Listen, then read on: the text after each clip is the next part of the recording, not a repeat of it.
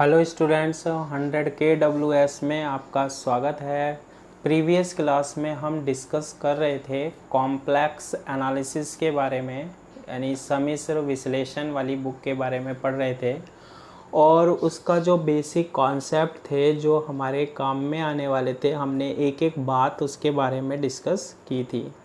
तो आज हम उससे आगे स्टार्ट करेंगे, लेकिन जिसने वो वाली वीडियो नहीं देखी है ना, पहले वो वाली वीडियो जाकर देखनी है ताकि जो कॉन्सेप्ट जो है ना वो क्लियर हो जाए। और कॉम्प्लेक्स एनालिसिस जो है सम्मिश्र विश्लेषण है, इजी लगेगा ना, कॉन्सेप्ट बाय कॉन्सेप्ट पढ़ते रहेंगे। तो देखो, आज इसमें सबसे पहले हम किसके बारे में डिस्कस कर रहे हैं, अवकलनीयता के बारे में, यानी डिफरेंशिएबिलिटी क्या होती है। देखो, इसको हम कैसे एक्सप्लेन करते हैं कि W जो है वो किसका फंक्शन है, Z का, यानी W की बात किस पर डिपेंड कर रही है, Z पर। Z हमारे पास क्या होता है, सम्मिश्र संख्या, कॉम्प्लेक्स नंबर, जिसकी वैल्यू क्या होती है, x प्लस आयोटा y होती है। Z इक्वल्स टू क्या होता है, x प्लस आयोटा y होती है। अब ये जो फंक्शन है z की किसी वैल्यू, सपोज करो z नोट। z नोट क्या है, हमारा कोई पॉइंट है, बिंदु है। z नोट क्या है, कोई पॉइंट या बिंदु है। ये जो हमारा फंक्शन है, ये जो हमारा फलन है, वो z नोट पर क्या कहलाता है, डिफरेंशिएबल होता है, अवकलनीय होता है। किस पॉइंट पर, z नोट पर क्या होता है, डिफरेंशिएबल होता है, अवकलनीय होता है। कब होता है, उसके लिए एक कंडीशन होती है। उसके लिए क्या है, एक कंडीशन। देखो क्या कंडीशन है, f डैश, यानी इस फंक्शन का डिफरेंशियल यानी अवकलन f डैश किस पॉइंट पर देख रहे हैं हम, z नोट पर देख रहे हैं। f dash z naught equal to limit z tends to z naught, यानी हम कहाँ की ओर अग्रसर हैं, कहाँ की ओर टेंस कर रहे हैं, z0 की ओर, z नोट की ओर, into F Z minus F Z naught upon z minus Z naught. अगर ये कंडीशन हमारे पास फॉलो हो रही है तो ये हमारा जो फंक्शन है, ये जो फलन है, ये डिफरेंशिएबल कहलाएगा, अवकलनीय कहलाएगा। किस पॉइंट पर, z equal to z naught point पर। ठीक है, एक बार और सुनो, w किसका फंक्शन है, z का। z इक्वल टू क्या होता है, x plus iota y। z equal to z naught, यानी कोई पॉइंट है, बिंदु है, उस पर ये फंक्शन क्या कहलाएगा, डिफरेंशियल या अवकलनीय बोलते हैं इसको। कब बोलते हैं, जब ये कंडीशन फॉलो हो, क्या, कि जो फंक्शन है, फलन है, उसका derivative f dash Z naught equal आए limit z tends to z naught F Z minus F Z naught upon z minus Z naught के। अगर ये कंडीशन फॉलो हो जाए ना, तो इस एफ जेड को हम बोलेंगे ये z नोट पर डिफरेंशिएबल है, अवकलनीय है। इसका एक फॉर्मूला और होता है हमारे पास, देखना सुनना क्या, f डैश z नोट, मैं डायरेक्ट फॉर्मूला बता रहा हूँ, बाकी इसको अगर हम कंपेयर करें तो हम इसको रियल एनालिसिस यानी वास्तविक विश्लेषण से कंपेयर कर सकते हैं, लेकिन दिमाग में इतना जोर नहीं डालना है। Limit delta z tends to 0, delta z कहाँ की ओर टेंस हो रहा है, 0 की ओर जा रहा है। कहाँ की ओर, 0 की ओर। f z not plus delta z not plus delta z minus f और z नॉट अपॉन क्या, डेल्टा z। ये भी हमारे पास किसका फॉर्मूला है, डिफरेंशिएबल चेक करने का, अवकलनीय चेक करने का। f dash Z naught equal to limit delta Z tends to 0 f Z naught plus delta z minus F Z naught upon delta z. इस तरीके से हम अवकलनीयता यानी डिफरेंशिएबिलिटी क्या कर सकते हैं, चेक कर सकते हैं। क्लियर है ये वाली बात। अब देखो इसको भी चेक करने का मैं आपको, चलो इसको हम क्वेश्चन से देखते हैं और क्वेश्चन से इसकी बात करेंगे। तो मैं क्वेश्चन नोट कर देता हूँ पहले। तो ये देखो क्वेश्चन है हमारे पास, सिद्ध कीजिए कि फलन F Z equal to Z mod square सर्वत सतत है। Prove that the function F Z equal to Z mod square is continuous everywhere. यानी ये सारी जगह कंटिन्यूअस होता है, एवरीवेयर कंटिन्यूअस होता है, सतत होता है, ये प्रूव करना है हमें। कौन? ये फंक्शन। करते हैं। देखो फंक्शन हमें क्या गिवन है, F Z equal to z square, और इसका भी क्या हुआ है, मोड है। z इक्वल टू क्या होता है, x प्लस आयोटा y होता है। अगर हम इसका मोड निकालें तो z इक्वल्स टू क्या होता है, root x square plus Y square होता है। और अगर z मोड का स्क्वायर निकालें हम, z मोड का क्या निकालें, स्क्वायर, ये मोड के बाहर स्क्वायर है ना। अगर z मोड का स्क्वायर निकालें तो ये क्या आएगा हमारे पास, X square plus Y square आ जाता है। क्लियर है ये वाली बात। यानी फंक्शन जो एफ जेड है वो किसके इक्वल है, x square plus Y square के इक्वल है। किसके इक्वल है? अब यहाँ देखो इसकी पावर 2, इसकी पावर 2 देखने पर ये फंक्शन या फलन कैसा दिखाई दे रहा है, ये है हमारे पास पॉलिनोमियल फंक्शन,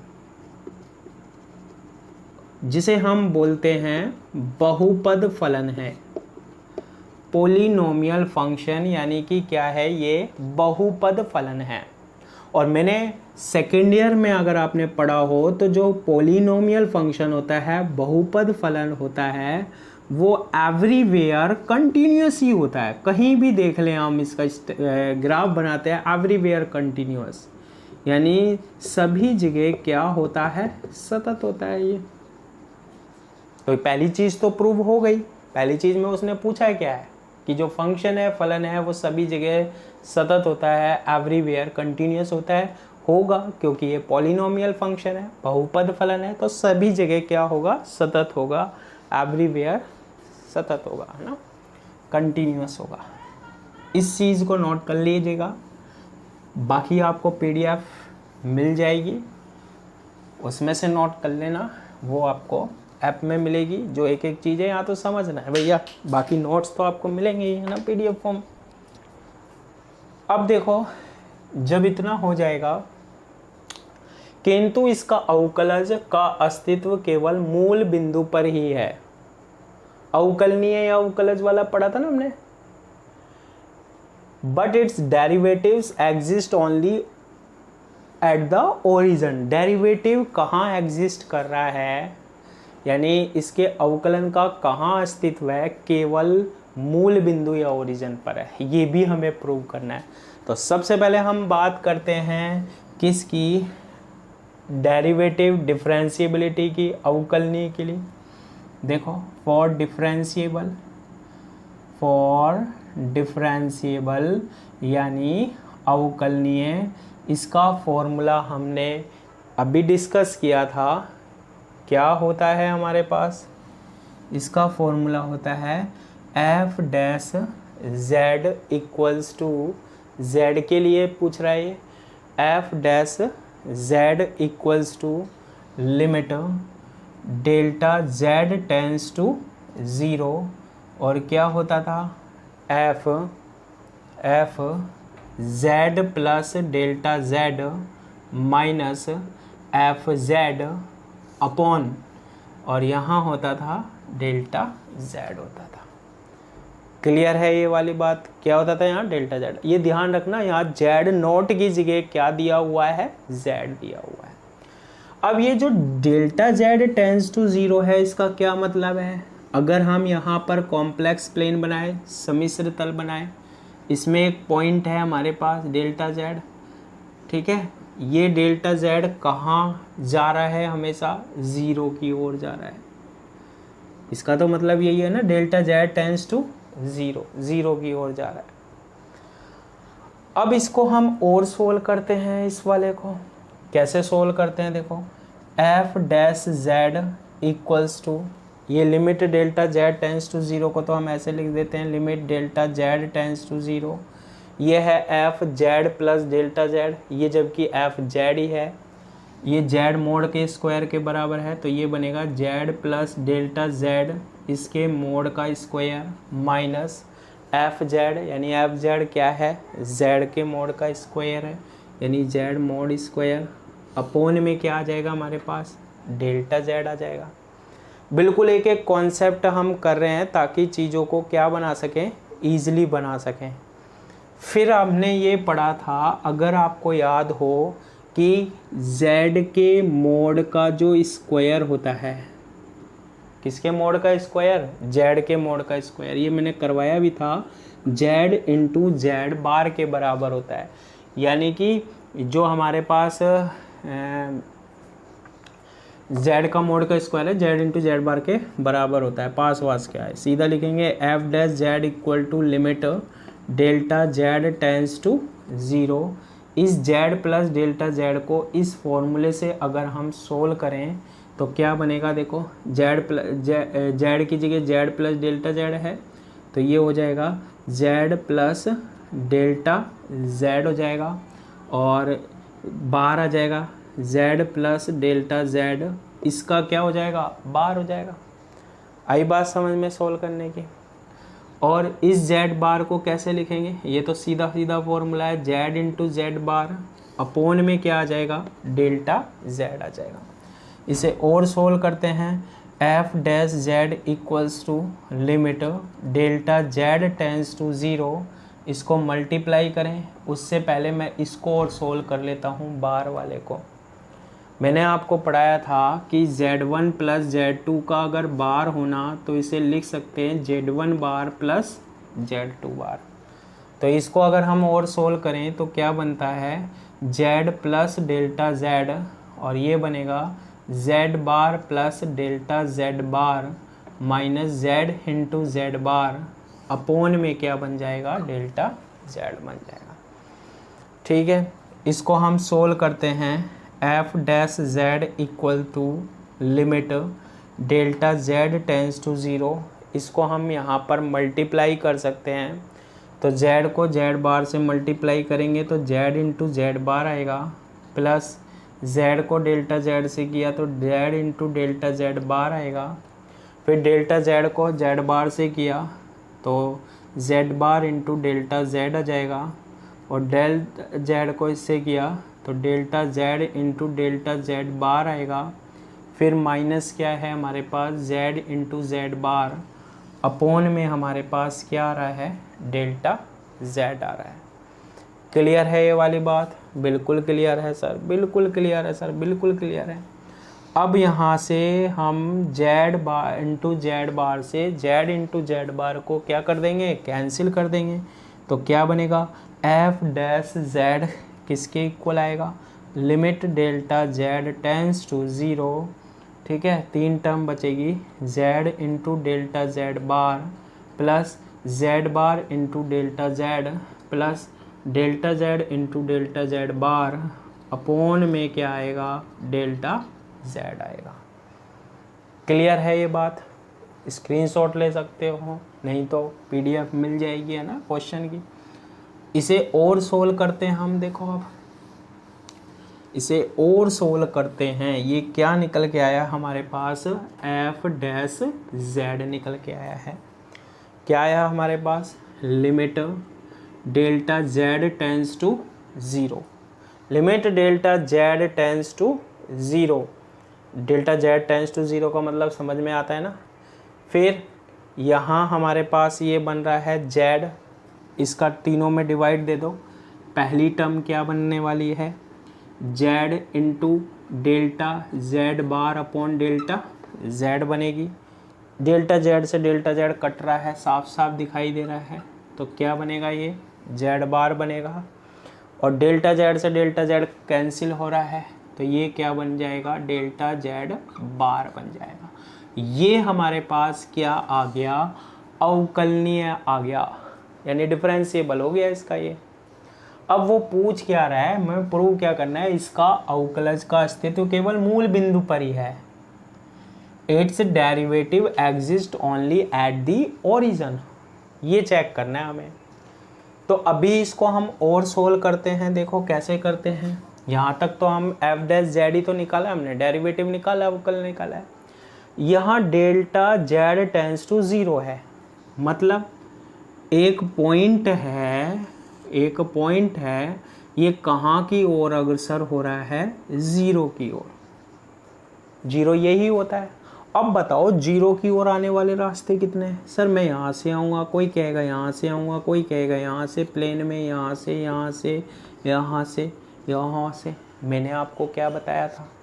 मैंने बताया था 2 कंडीशन पकड़ो, ऐसी पकड़ो जो मस्त वाली हो, उनसे ही पता लग जाए।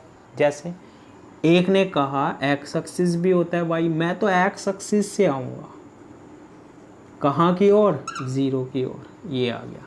एक बोल रहा है नहीं नहीं मैं तो वाई अक्ष से आऊँगा, कहाँ की ओर, 0 की ओर। तो 2 पॉइंट हमें मिल गए, मतलब 2 डायरेक्शन या दिशा, सारी दिशाओं से आ जाओ, सेम वैल्यू आनी चाहिए। बताया था हमने, तभी एग्जिस्ट करता है, नहीं तो नहीं करता है। तो केस फर्स्ट ले लेते हैं हम। केस फर्स्ट कंडीशन क्या है, डेल्टा जेड टेंस टू क्या है, 0 है। बिल्कुल है sir, delta Z tends to 0 है। ठीक है, हम कौन से अक्ष से आ रहे हैं, अलोंग एक्स एक्सिस, यानी एक्स अक्ष के क्या आ रहे हैं, अनुदिश आ रहे हैं। अब यहाँ जेड नहीं है, डेल्टा जेड है, तो जेड इक्वल्स टू क्या होता था हमारे पास, एक्स प्लस आयोटा वाई। तो डेल्टा जेड बराबर क्या होगा, delta x plus iota delta y, ऐसे ही होगा। कौन से एक्सिस की बात कर रहे हैं, कौन से, बस केवल 2 रास्तों से आ रहा हूँ, इससे चेक करने के लिए, है ना। तो हम एक्स अक्ष के अनुदिश आ रहे हैं, तो y की तो बात करेंगे नहीं, डेल्टा y किसके इक्वल हो जाएगा, 0 के। अगर डेल्टा y 0 के इक्वल हो गया, अच्छा डेल्टा z बार क्या निकलेगा यहाँ से, delta x minus iota delta y में निकलेगा। डेल्टा y 0 के इक्वल हो गया, तो डेल्टा z किसके इक्वल आएगा, डेल्टा z आएगा डेल्टा x के, और डेल्टा z बार भी किसके इक्वल आएगा, डेल्टा x के। क्या आएगा हमारे पास function, F dash Z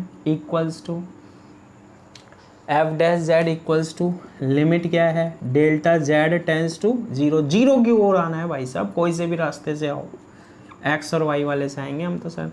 Z, delta Z bar की value delta X, delta Z की value delta x, plus Z bar की वैल्यू, जेड बार की वैल्यू, जेड बार की वैल्यू, जेड बार की वैल्यू नहीं है, जेड बार ही लिखो, डेल्टा जेड बार की वैल्यू, डेल्टा जेड बार की वैल्यू डेल्टा एक्स है। डेल्टा एक्स से डेल्टा एक्स कैंसिल हो जाएगा। अब यहाँ देखो delta Z tends to 0, delta z 0 की ओर जा रहे हैं हम। अब कौन से रास्ते से जा रहे हैं, एक्स वाले से जा रहे हैं हम। किससे जा रहे हैं, एक्स। तो लिमिट यहाँ पर डेल्टा जेड की जगह क्या हो जाएगी, डेल्टा एक्स वाले से जा रहे हैं 0।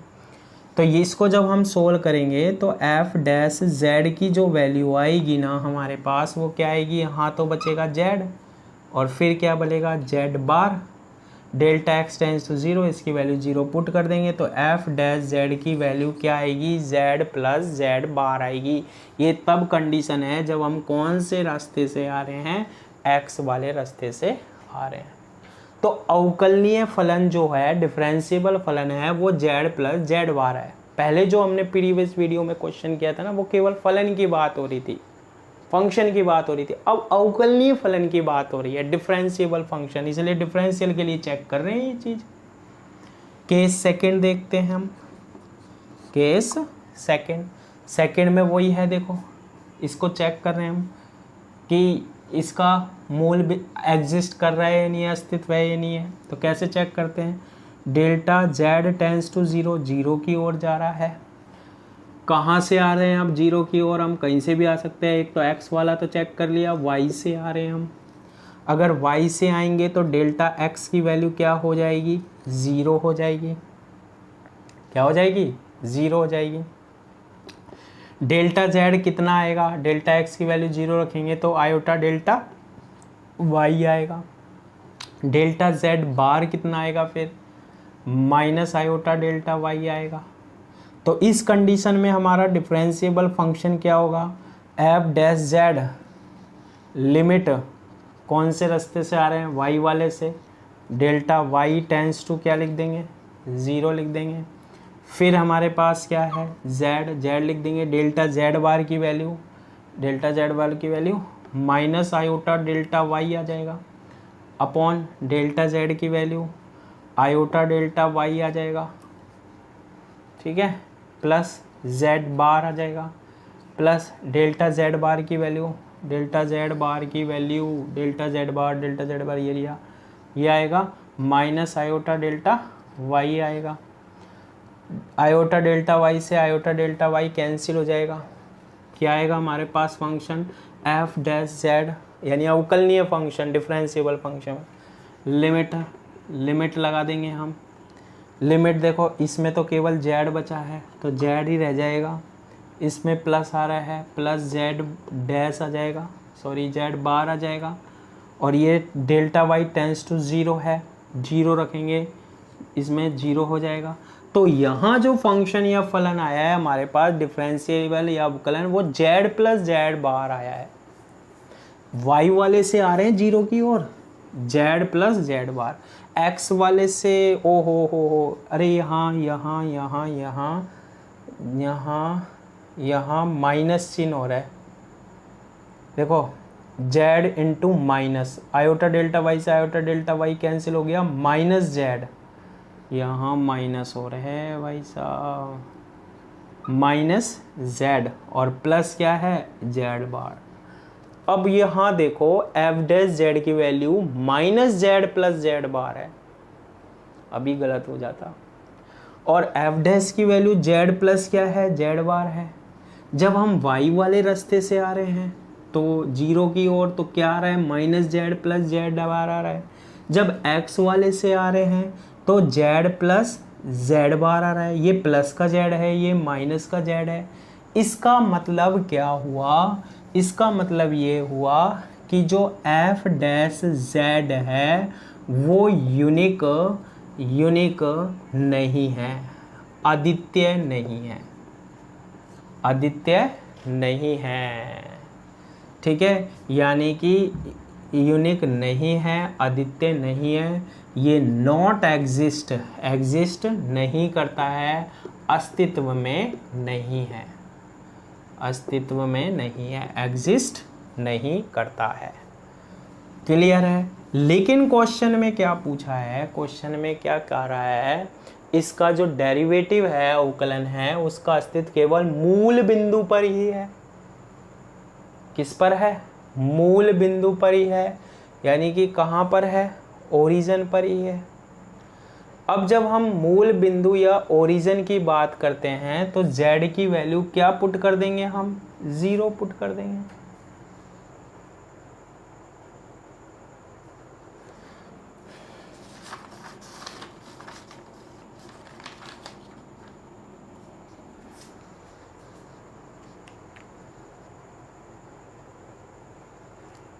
z की वैल्यू क्या पुट कर देंगे हम, 0 पुट कर देंगे।